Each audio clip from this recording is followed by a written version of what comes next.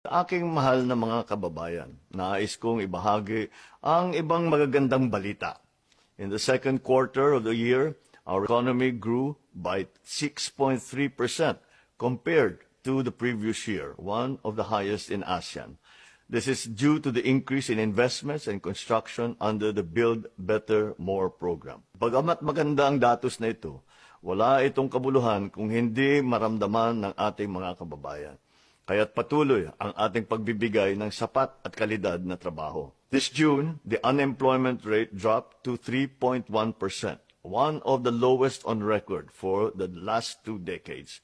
Over 50.3 million Filipinos are now employed, with 63.8% of them in the formal sector. Lalong dumadami ang mga kababayan nating may disente at formal na hanap buhay at naging bahagi ng middle class. Ang lahat na ito ay patungo sa layunin nating iangat mula sa kahirapan ang bawat Pilipino.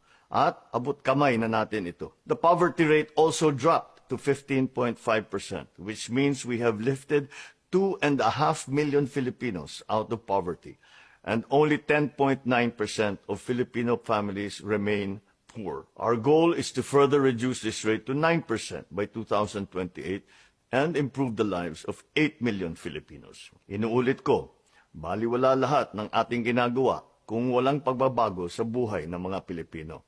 So I assure you, this government will continue to invest in job-generating infrastructure, social protection programs, health, and education for all Filipinos. We will not rest on our laurels, but use them to propel us forward into social and economic transformation.